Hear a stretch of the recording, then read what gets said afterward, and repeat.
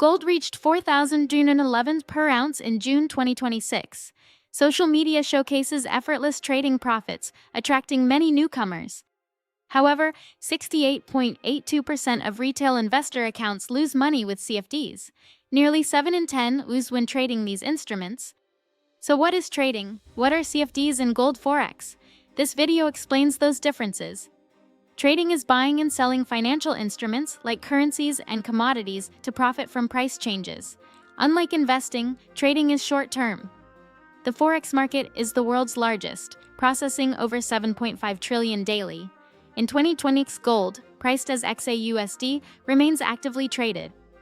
Trading and investing require different skills and mindsets. Patience is key for investors. Traders need quick decisiveness. Understanding this is crucial. CFD stands for contract for difference. Traders don't own the asset but speculate on price movement. When buying a gold CFD, you're speculating, not owning. If gold rises, you profit. If it falls, you lose. CFDs are liquid and flexible, but leverage can amplify losses. 150. Leverage means $1,000 controls $50,000. A small price drop can wipe your account. Gold CFD trading can lead to total loss.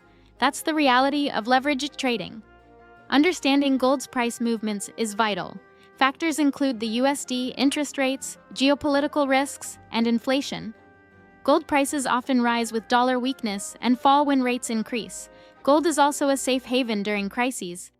Inflation typically supports gold value as buying power declines. This has pushed prices in recent years.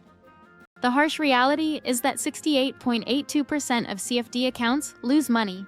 Most beginners overtrade and misuse leverage. Ignoring fees can deplete profits. A disciplined strategy is essential for success.